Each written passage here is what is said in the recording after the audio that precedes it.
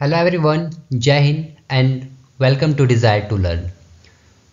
इस लेक्चर में हम कवर करने वाले हैं जो मॉक टेस्ट टेलीग्राम पे शेयर किया गया था उस मॉक टेस्ट की सॉल्यूशन।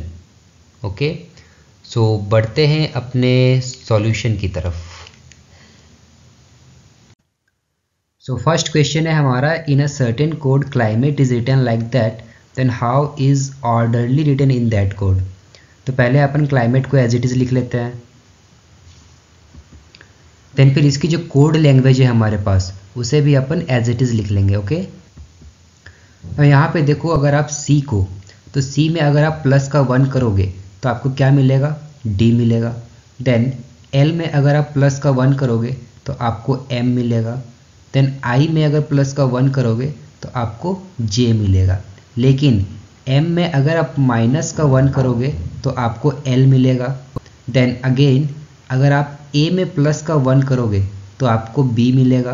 देन टी में प्लस का 1 करोगे तो आपको यू मिलेगा।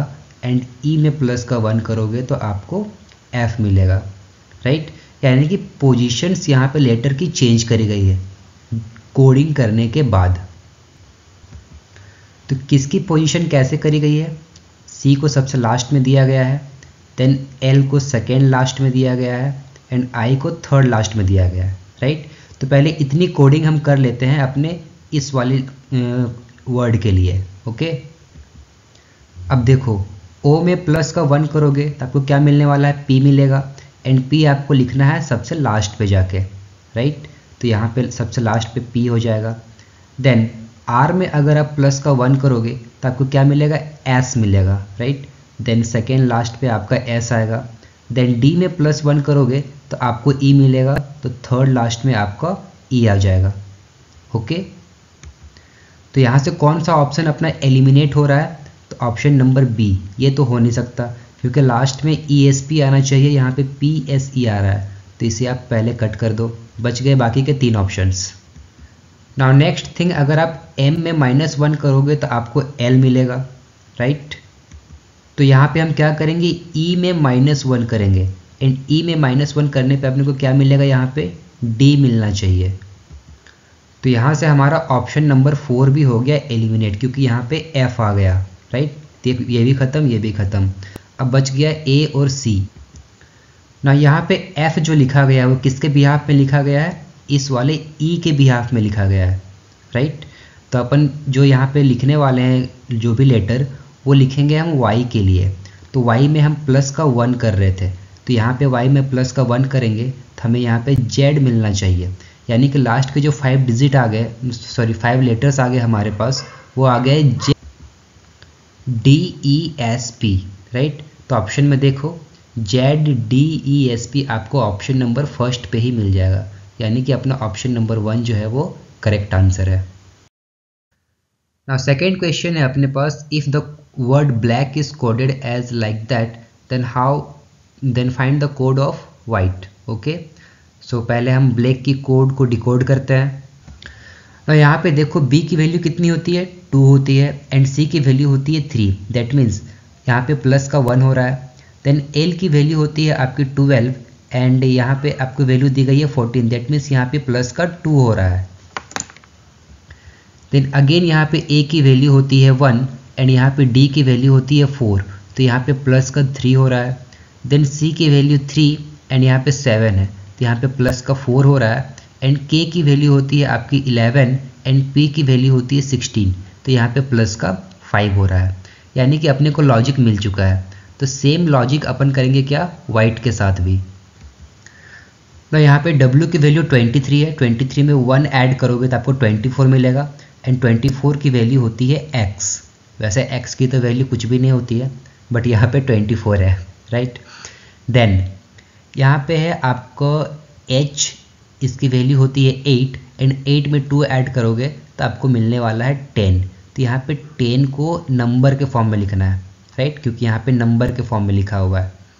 नाउ i की वैल्यू होती है 9, 9 में 3 ऐड करोगे तो आपको कितना मिलने वाला है, 12 मिलेगा। राइट, तो 12 की वैल्यू होती है आपकी l। राइट, देन आप 20 में 4 ऐड करो तो आपको 24 मिलेगा।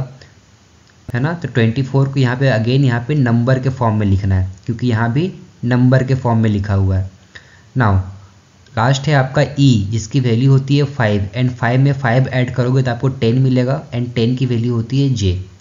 ओके, सो अपने पास कोड क्या आ गया, X10L24J, जो कि आपको दिख रहा होगा ऑप्शन नंबर ए में।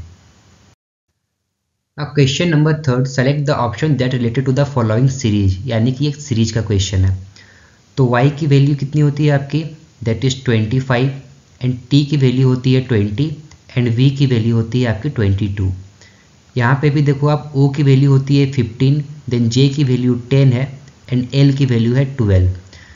तो 25 में अगर आप 5 माइनस करो तो आप 20 के पास पहुँचोगे, देन इस 20 में आप प्लस का 2 करो तो आप 22 के पास पहुँचोगे। क्या सेम केस हो रहा है इसमें भी, अगर आप 15 में 5 माइनस करो तो 10 में पहुँचोगे, एंड 10 में प्लस का 2 करो तो आप 12 के पास पहुँचोगे, राइट। कंफर्म करने के लिए हम इसे भी देख लेते हैं।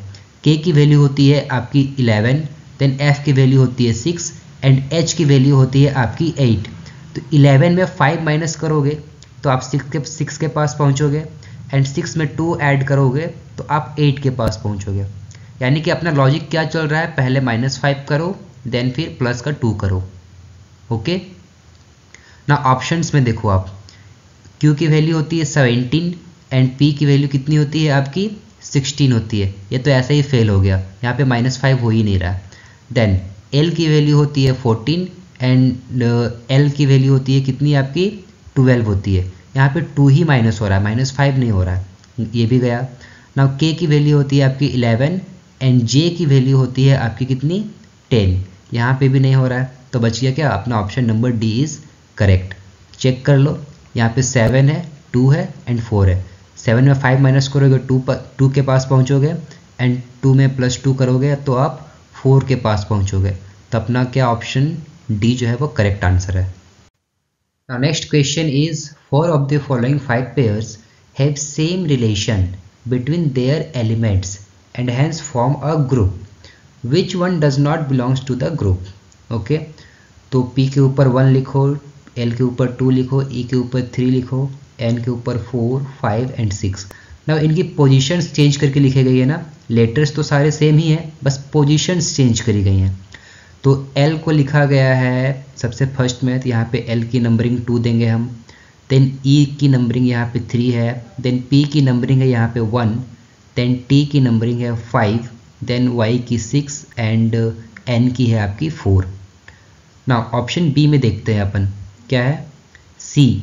इसको भी आप 1 2 3 4 5 6 ऐसे डिवाइड करो। ना इसकी जो वर्ड की पोजीशन है वो एक्सचेंज करी गई है, उसे भी आप एज इट इज जैसे ऊपर लिखा गया है वैसे ही हम यहाँ पे लिखने वाले हैं। नाउ O की वैल्यू है 2, W की वैल्यू है 3, C की वैल्यू है 1, देन R की वैल्यू है 5, देन A की वैल्यू है 4, एंड D की वैल्यू है आपकी 6। ओके, तो डिफरेंस यहीं पे क्रिएट हो चुका है ना, कि 2 3 1 5 4 6। अब आपको ये चेक करना है कि इन दोनों में से कौन सा सही है, फर्स्ट वाला सही है या सेकेंड वाला सही है। तो ये कंफर्म करने के लिए हम इससे और भी आगे बढ़ेंगे, राइट। एक और चेक करेंगे फिर हमारा कंफर्म हो जाएगा। नाउ A की वैल्यू है 1, L की वैल्यू है 2 3 4 5 एंड 6, ऐसे हमने नंबर प्लेस कर दिया। अब इसे चेक करो आप, L की वैल्यू क्या पे है 2, देन W की वैल्यू 3, A की वैल्यू 1, N की वैल्यू 4, देन I की वैल्यू 5, सॉरी N की वैल्यू है यहाँ पे 5, एंड I की वैल्यू है 4, एंड S की वैल्यू है 6। यानी कि यहाँ पे भी हमारा कितना आ गया 2 3 1 5 4 6, ये मैच कर गया। जब दो मैच कर गए तो ये तो ऑटोमेटिकली अलग हो चुका है ना, दैट मीन्स अपना आंसर जो है वो A पार्ट ही है, पूरा चेक करने की ज़रूरत नहीं है। ऑलराइट, नाउ फिफ्थ क्वेश्चन है आपके ज्योग्राफी से रिलेटेड, यानी अगर आपने कभी मैप तो देखा ही होगा, है ना, सभी ने मैप देखा होगा, एंड वर्ल्ड मैप तो सभी ने देखा होगा। तो यहाँ पे देखो, अगर आप इंडिया का कैपिटल क्या है, न्यू दिल्ली है, देन पाकिस्तान का कैपिटल क्या है, इस्लामाबाद है, एंड अफ़गानिस्तान का कैपिटल है काबुल एंड अल्जीरिया का अल्जीयर्स। अगर मैं देखूँ कंट्री एंड कैपिटल के बेसिस पे तो ये सारे तो सही हैं, लेकिन अगर मैं देखूँ जियोग्राफिकल एरिया के बेसिस पे तो ये फर्स्ट 3 जो हैं वो आपके हैं एशियन कंट्रीज़, जबकि अल्जीरिया जो है वो एक अफ्रीकन कंट्री है। ठीक है, अगर मैप में मैं दिखाऊं तो आपको यहाँ पे दिख रहा होगा अल्जीरिया, राइट। तो ये कॉन्टिनेंट कौन सा है? अफ्रीका है ना। एंड अफ्रीका के जो एक कंट्री है वो क्या है? अल्जीरिया। तो on the basis of geographical area हमारा ऑप्शन डी बाकी 3 से अलग है। नाउ नेक्स्ट क्वेश्चन है आपके एनालॉजी का, है ना। तो इसमें क्या बोल रहा है? Select the word that is related to third word in the same way as the second word is related to the first word. तो जैसे पोलियो जो है वो वायरस से रिलेटेड है, यानी कि पोलियो की जो काउज है वो है वायरस। इन द सेम वे आपकी एंथ्रेक्स की काउज पता करना है। ओके, तो एंथ्रेक्स भी एक डिजीज़ है जो कि इसका काउज है वो है बैक्टीरिया, यानी कि अपना ऑप्शन नंबर बी जो है वो करेक्ट हो जाएगा। नेक्स्ट क्वेश्चन देखो आप, इसमें क्या है, ये भी एनालॉजी का क्वेश्चन है।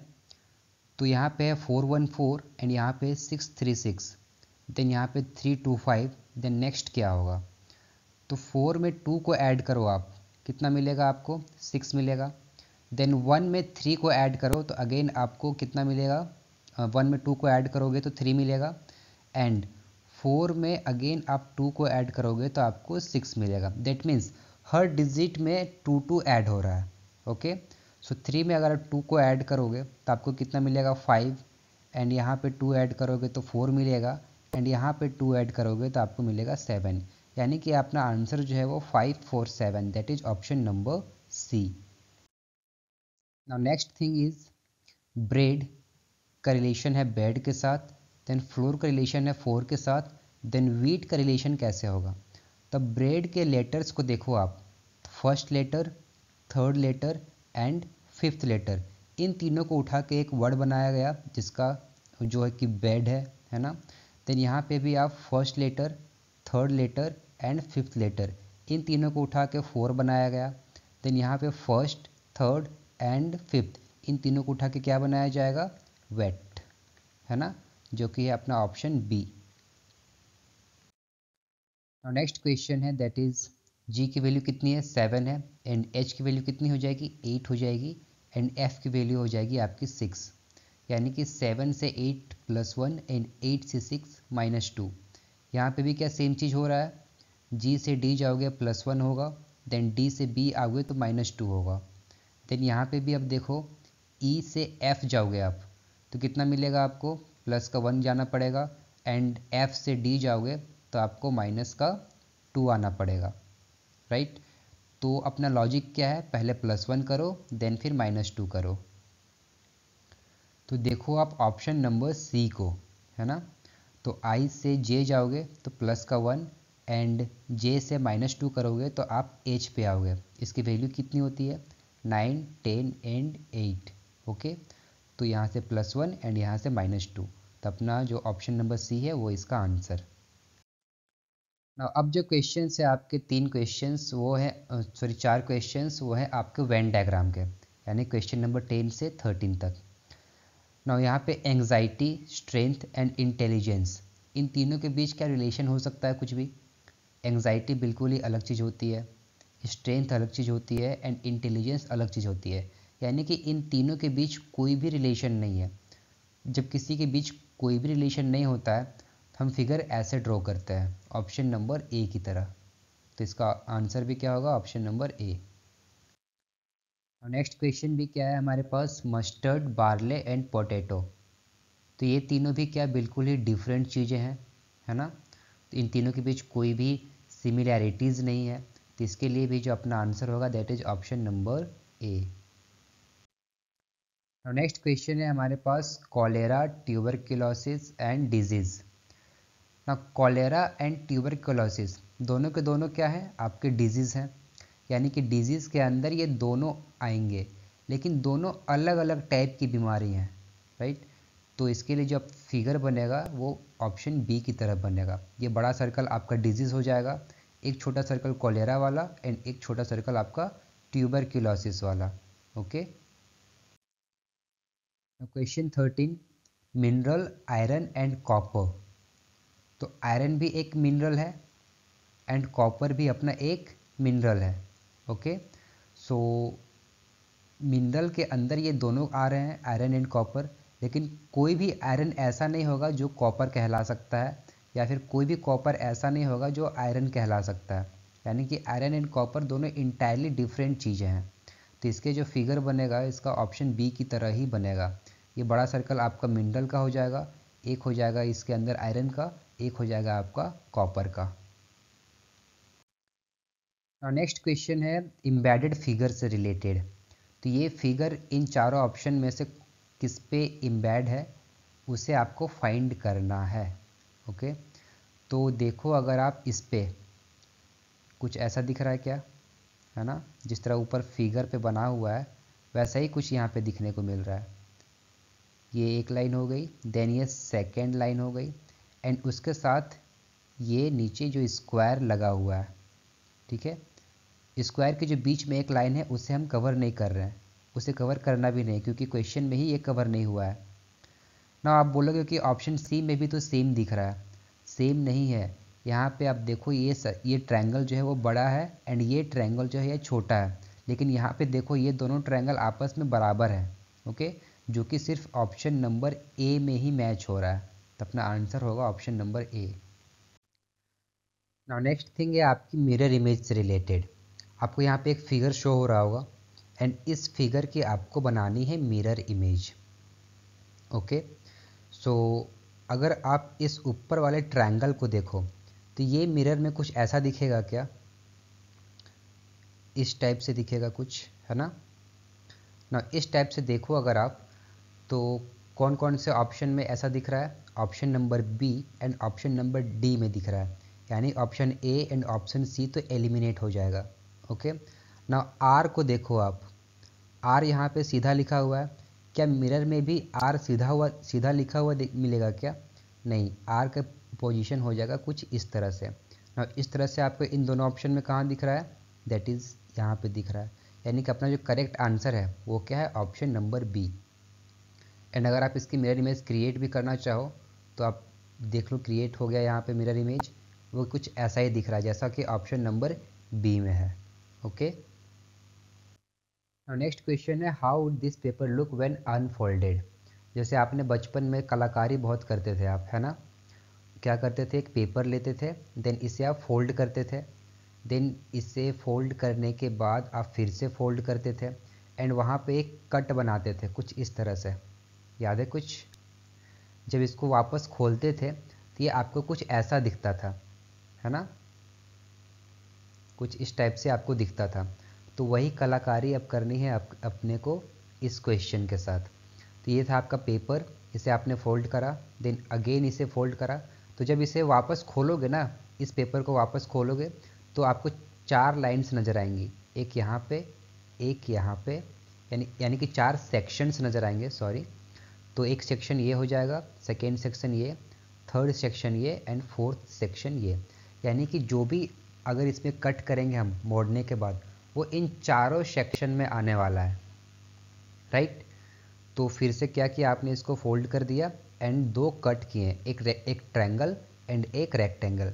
तो जब इसे वापस खोला जाएगा ना, तो पहले तो ये नीचे की तरफ खुलेगा एंड नीचे की तरफ खुलने पे अपने को जो डिज़ाइन दिखेगा वो कुछ ऐसा दिखेगा, पहले रेक्टेंगल दिखेगा एंड फिर ट्रायंगल कुछ अपने को उल्टा दिखेगा, राइट। तो अपना जो डिज़ाइन है वो कुछ इस तरह से है। ओके, तो इस तरह की डिज़ाइन ढूंढो कहाँ कहाँ पे है, यहाँ पे तो नहीं है, देन अपना ट्रायंगल उल्टा होना चाहिए, यहाँ पे ट्रायंगल सीधा है, यहाँ पे भी नहीं होगा, देन अपना ट्रायंगल जो है वो नीचे की तरफ है एंड यहाँ पे ट्रायंगल आपके ऊपर की तरफ है, तो ये भी नहीं होगा, है ना, ये भी नहीं होगा। तो अपना बच गया ऑप्शन नंबर ए, यही अपना करेक्ट आंसर है। अब क्वेश्चन 17 को देखो आप, select the figure that can replace the question mark. अब ये फिगर को देखो आप, ये एरो नीचे शो हो रहा था, देन सेकेंड फिगर में ये एरो कुछ ऐसे शो हो रहा है, देन थर्ड फिगर में ये एरो कुछ ऐसे शो हो रहा है, राइट, यानी कि ऐसे शो होना, देन ऐसे एंड देन ऐसे। तो यानी कि अपना जो फिगर है ना वो 90 डिग्री क्लॉकवाइज डायरेक्शन में रोटेट कर रहा है। ये बात आप एग्री करते हो? देन जो अपना नेक्स्ट फिगर होगा वो भी क्या 90 डिग्री से रोटेट हो जाएगा। रोटेट हो जाने के बाद ये जो एरो आपको ऊपर की तरफ दिख रहा है वो कुछ ऐसे दिखना चाहिए, है ना। ऐसे एरो आपको कहाँ पे दिख रहा है? एक तो दिख रहा है यहाँ पे एंड एक दिख रहा है आपको ऑप्शन नंबर डी में ना। इन दोनों में से कौन सा होगा ना? इस जो फिगर है ना, ये जो आपको एक मून टाइप का दिख रहा है, तो इसके जो एंड में बना हुआ है ये शेडो, देन इसके भी एंड पे बना हुआ है, ये ऊपर चला गया, देन इसके भी एंड पे बना हुआ है, देन इसके जो नेक्स्ट फिगर आएगा उसके भी नीचे वाले एंड पे बना होना चाहिए शेडो। एंड यहाँ पे आपको दिख रहा है ऊपर वाले हैंड में, जबकि होना चाहिए क्या? नीचे। तो अपना option number D is correct. Next question, which answer figure will complete the pattern in the following question figure. तो पैटर्न कंप्लीट करने के लिए क्या करेंगे हम? यहाँ पे फिगर ड्रॉ करेंगे, तो एक लाइन कुछ ऐसा हो जाएगा ना। ऑप्शन में देखो यहाँ पे आपको कर्व लाइन दिख रहा है, जबकि यहाँ पे कहीं पे भी कर्व लाइन तो है नहीं, तो ये तो ऐसा ही एलिमिनेट हो गया। ओके, बच गए बाकी के 3 ऑप्शंस। हम फिगर ड्रॉ कर लेते हैं। ये आपको एक कंप्लीट स्क्वायर दिख रहा होगा, है ना। यहाँ से अगर एक और लाइन ड्रॉ कर देंगे तो एक स्क्वायर आ जाएगा, यानी कि अपने पास 2 पैरेलल लाइंस होनी चाहिए, एक ये वाली एंड एक ये वाली। तो पैरेलल लाइन आपको कहाँ कहाँ पे दिख रहा है? सिर्फ ऑप्शन सी में दिख रहा है कि आपके पास 2 पैरेलल लाइंस है, तो अपना ऑप्शन सी ही करेक्ट होगा। नेक्स्ट भी हमारा फिगर कंप्लीशन से रिलेटेड है। यहाँ पे आपको कर्व लाइन दिख रही होगी, यहाँ भी कर्व, यहाँ भी कर्व। तो यहाँ पे जो नेक्स्ट अपनी जो लाइन आने वाली है वो कुछ इस तरह से कर्व दिखेगी, है ना। वो इस तरह से कुछ कर्व दिखेगी, यानी कि इस तरह से। एंड यहाँ पे आपको दिख रहा है ऑप्शन नंबर डी पे कि जो एक एंड से दूसरे एंड तक जा रही है एंड कर्व लाइन भी है। तो अपना ऑप्शन डी क्या होगा? करेक्ट हो जाएगा। ना अब ये क्वेश्चन है ब्लड रिलेशन का। P is son of Q, यानी कि P जो है वो एक मेल है एंड Q के बारे में नहीं पता है। Then Q is mother of R। अब यहाँ पे Q के बारे में पता चल गया कि Q एक फीमेल है, राइट। तो इसे अपन ड्रॉ कर लेते हैं पहले। ये हो गई अपने पास Q एंड ये हो गया अपने पास P, right. Now Q is mother of R। ये Q जो है वो R की भी मदर है, तो ये अपने पास हो गई R। ना R is wife of T। यहाँ से क्या पता चल रहा है कि R एक फीमेल है एंड किसकी वाइफ है? T की वाइफ है, right. Now T is father of V। ये T जो है ना वो V का फादर है। Now V is brother of W। यहाँ से V का जेंडर पता चल गया कि लड़का है ना। V is brother of W, तो ये हो गया अपने पास W। Now Y is mother of T। Now T की जो मदर है ना वो कौन है? Y है। नाउ क्या पूछ रहा है? Which of the following is true based upon the relationship given above. कौन सा इन चारों में से सही है? तो W is grand daughter of Y। W कहाँ पे है? यहाँ पे है एंड Y यहाँ पे है। नाउ ग्रैंड डॉटर कब होती? जब T की डायरेक्ट बेटी होती, है ना। T की डायरेक्ट बेटी होती। लेकिन हमें यहाँ पे जेंडर क्लियर नहीं है कि ये बेटी है या फिर बेटा है, राइट, क्योंकि W का जेंडर यहाँ पे कहीं पे नहीं बताया गया है क्वेश्चन में। दैट मीन्स ये स्टेटमेंट कंप्लीटली ट्रू हम नहीं बोल सकते हैं, इसलिए इसे हम गलत कर देंगे। ऑलराइट, नाउ सेकेंड ऑप्शन क्या है? R is sister of P। R जो है वो P की सिस्टर है। यस, कंप्लीटली ट्रू है ना ये, क्योंकि P यहाँ पे मेल है एंड R जो है यहाँ पे फीमेल है। देन P एंड R दोनों Q के ही बेटे एंड बेटी हैं, तो ये आपस में भाई बहन होंगे। तो ये स्टेटमेंट आपका कंप्लीटली ट्रू है। नाउ नेक्स्ट ऑप्शन देखो, V is son of Q। V कहाँ पे है? यहाँ पे है एंड Q यहाँ पे है। गलत हो गया ना, क्योंकि Q का सन तो P है, तो V कैसे सन हो जाएगा? ये भी गलत हो गया। Then V is brother in law of Y, V यहाँ पे है एंड वाई यहाँ पे है। ब्रदर इन लॉ कौन होता है? जो इसके हस्बैंड का भाई होता है ना, वाई के जो हस्बैंड होंगे उनके जो भाई होंगे वो ब्रदर इन लॉ कहलाएंगे, ना कि वी। वी तो ग्रैंड डॉटर है वाई का, सॉरी ग्रैंड सन है वाई का, है ना। तो ये अपना ऑप्शन भी एलिमिनेट हो गया, ऑप्शन नंबर बी ही बच गया। ओके ना, नेक्स्ट क्वेश्चन है आपका डॉट सिचुएशन से रिलेटेड। सो यहाँ पे देखो, अगर आप जो फर्स्ट डॉट है ना, ये फर्स्ट डॉट जो है वो सिर्फ और सिर्फ स्क्वायर में है, तो कहाँ पे आप दे सकते हो? ओनली स्क्वायर में डॉट। अगर आप यहाँ पे डॉट दोगे तो ये डॉट आपके ट्रायंगल के अंदर भी कवर हो जाएगा, एंड अगर यहाँ पे दोगे डॉट तो ये डॉट आपके सर्कल के अंदर कवर हो जाएगा। दैट मीन्स ऑप्शन ए तो नहीं ही होगा ना। ऑप्शन बी को देखो, अगर आप यहाँ पे दे सकते हो क्या? बिल्कुल, है ना। ना ऑप्शन सी में देखो, यहाँ पे दे सकते हो, सिर्फ स्क्वायर कवर करना चाहिए, है ना, तो यहाँ भी दे सकते हो। एंड ऑप्शन डी में आप यहाँ पे भी दे सकते हो, यानी कि ऑप्शन बी, सी और डी अभी तक तो ओके है ना। सेकेंड डॉट को देखो आप, इस वाले डॉट को, तो ये डॉट आपका स्क्वायर एंड ट्रायंगल इन दोनों के अंदर में है, तो ऐसी कंडीशन कहाँ पे बनेगी? स्क्वायर एंड ट्रायंगल यहाँ पे बन सकती है क्या? बिल्कुल। देन ऑप्शन सी में देखो आप, स्क्वायर एंड ट्रायंगल यहाँ पे भी बन सकती है, बिल्कुल। एंड स्क्वायर एंड ट्रायंगल तो यहाँ पे भी बन सकती है। तो सेकेंड डॉट से भी कुछ क्लियर नहीं हुआ। नाउ थर्ड डॉट को देखो, ये सिर्फ है आपके सर्कल एंड ट्रायंगल के अंदर। तो सर्कल एंड ट्रायंगल के अंदर कहाँ दे सकते हो आप? यहाँ पे दे सकते हो क्या? नहीं, क्योंकि ये आपका स्क्वायर भी कवर कर लेगा, तो ये तो नहीं होगा। देन ऑप्शन सी में देखो, अगर आप सर्कल एंड ट्रायंगल के अंदर होना चाहिए सिर्फ, तो यहाँ पे दे सकते हो, ये चल जाएगा ना, क्योंकि ये सिर्फ ट्रायंगल एंड सर्कल के अंदर आ रहा है, स्क्वायर के अंदर तो नहीं आ रहा है, ये भी स्क्वायर के अंदर नहीं आ रहा था, तो ये चल जाएगा ना। यहाँ पे देखो, सिर्फ ट्रायंगल एंड सर्कल के अंदर होना चाहिए, तो अगर आप यहाँ पे दोगे तो ये इसे किसने कवर कर लिया? स्क्वायर ने कवर कर लिया, तो ये भी अपना क्या हो गया? रॉन्ग। तो बच गया सिर्फ क्या? ऑप्शन नंबर सी, यही हमारा करेक्ट आंसर है।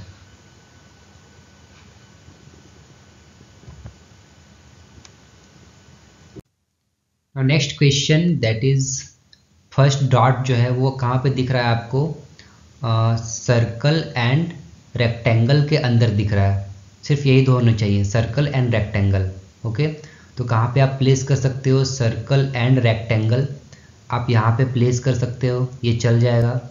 देन सर्कल एंड रेक्टेंगल आप यहाँ पे प्लेस कर सकते हो, ये भी चल जाएगा। देन सर्कल एंड रेक्टेंगल आप यहाँ पे प्लेस नहीं कर सकते, क्योंकि इसको ट्रायंगल ने कवर कर लिया। Okay, so option A eliminate हो चुका है। नाउ सेकेंड डॉट जो है वो कौन सा कवर कर रहा है? आपका स्क्वायर भी कवर कर रहा है, देन आपका सर्कल भी कवर कर रहा है, एंड आपका रेक्टेंगल तो कवर कर ही रहा है। ओके, यानी कि स्क्वायर, सर्कल एंड रेक्टेंगल ये तीनों कवर कर रहा है। तो कहाँ पे प्लेस कर सकते हो आप? Square, rectangle and circle. ये आपका रेक्टेंगल हो गया, ये सर्कल हो गया, एंड ये हो गया आपका स्क्वायर, तो यहाँ पे आप प्लेस कर सकते हो, ये चल जाएगा। Now square, rectangle and circle, तो यहाँ पे स्क्वायर यहाँ पे है, रेक्टेंगल यहाँ पे है, दोनों के बीच काफ़ी डिस्टेंस है, तो एक ही डॉट पे दोनों कवर नहीं हो पाएंगे, है ना। तो ऑप्शन सी यहाँ से एलिमिनेट हो जाएगा ना। ऑप्शन डी में देखो आप, ऑप्शन डी में जो पहला डॉट था वो कहाँ पे था? सिर्फ सर्कल एंड रेक्टेंगल के बीच में था, तो ये हो गया हमारा सर्कल, राइट। देन ये हो गया हमारा रेक्टेंगल। तो सर्कल एंड रेक्टेंगल के बीच में हम यहाँ पे डॉट दे सकते हैं ना। सेकेंड डॉट कहाँ था? सर्कल, रेक्टेंगल एंड स्क्वायर, तो ये हमारा सर्कल, रेक्टेंगल एंड स्क्वायर को मैं शो कर रहा हूँ ग्रीन से, है ना। ये जो ग्रीन वाला पार्ट है वो स्क्वायर का पार्ट है, तो तीनों का कॉम्बिनेशन होना चाहिए, तो हम यहाँ पे प्लेस कर सकते हैं क्या? हमारा सर्कल, रेक्टेंगल एंड स्क्वायर ये तीनों चीज़ कवर कर लेगा, राइट। ना थर्ड डॉट डिसाइड कर देगा एकदम कम्प्लीटली। ना थर्ड डॉट जो है वो आपको यहाँ पे स्क्वायर के अंदर दिख रहा होगा, देन ट्रायंगल के अंदर भी दिख रहा होगा और सर्कल के अंदर भी दिख रहा होगा, लेकिन रेक्टेंगल इसको कवर नहीं कर पा रहा है। ओके, सो थर्ड डॉट जो है वो सर्कल, ट्रायंगल एंड स्क्वायर इन तीनों के बीच में होना चाहिए। सो ये है हमारा सर्कल, राइट। देन ये हमारा क्या है, ट्रायंगल। ये जो पार्ट यहाँ इतना सा दिख रहा है ना, ये क्या है, हमारा ट्रायंगल। एंड सर्कल यहाँ से होके गुजरा है, तो इसके बीच में मैं डॉट दे सकता हूँ क्या, यहाँ पे। अगर मैं यहाँ पे डॉट दे दूँ तो ये स्क्वायर के अंदर तो कवर हो ही जाएगा, है ना। देन ये ट्रायंगल के अंदर भी कवर हो जाएगा और ये सर्कल के अंदर भी कवर हो जाएगा, यानी कि ऑप्शन नंबर डी ही हमारा करेक्ट आंसर होगा। ऑलराइट, नाउ नेक्स्ट क्वेश्चन है आपका क्लॉक से related. At what time between 7:15 and 8:15 the hands of clock will coincide with each other, यानी कि ऐसा कौन सा टाइम होगा बिटवीन 7:15 एंड 8:15 जब आपका minute hand and hour hand दोनों आपस में ओवरलैप हो जाएंगी, राइट। सो इसके लिए फॉर्मूला अपने पास क्या है, दैट इज 60/11 इंटू n। ना इस n की वैल्यू क्या होगी, जो आपका स्टार्टिंग टाइम होगा ना उसे आप आवर में कन्वर्ट कर लोगे, वही आपका n का वैल्यू हो जाएगा। जैसे यहाँ पे 7:15 है, तो 7:15 को अब कंप्लीट आवर में चेंज करने के लिए हम ऐसे कुछ करेंगे, है ना। तो ये हो गया अपने पास 15/4, तो ये अपने पास जो फाइनल आ जाएगा वो कितना आ जाएगा, 29/4। तो n की वैल्यू कितनी हो गई यहाँ पे, 29/4। इसे सिंपली यहाँ पे प्लेस कर दो, तो 60/11 इंटू 29/4। तो यहाँ से इसकी वैल्यू कितनी आ जाएगी, अब 6 यहाँ से देखो 4 कट जाएगा ना, ये 15 टाइम्स कट जाएगा ना। 15 को आपको इंटू करना है 29 के साथ, तो 29 के साथ इंटू मत करो, आप 30 के साथ इंटू करो, राइट। तो 15 को जब 30 के साथ इंटू करोगे तो आपको 450 मिलेगा। देन इसमें से 15 माइनस कर दो, सिंपल है ना, क्योंकि 29 से इंटू करने के मुकाबले ये करना ज़्यादा इजी है।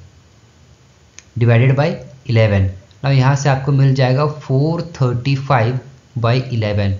ना इसको सॉल्व करने पे आपको क्या मिलेगा, दैट इज़ 39/6/11 मिनट्स, यानी कि आफ्टर 7:15 39/6/11 मिनट्स के बाद ऐसा होगा जब minute hand and hour hand दोनों आपस में ओवरलैप हो जाएंगी।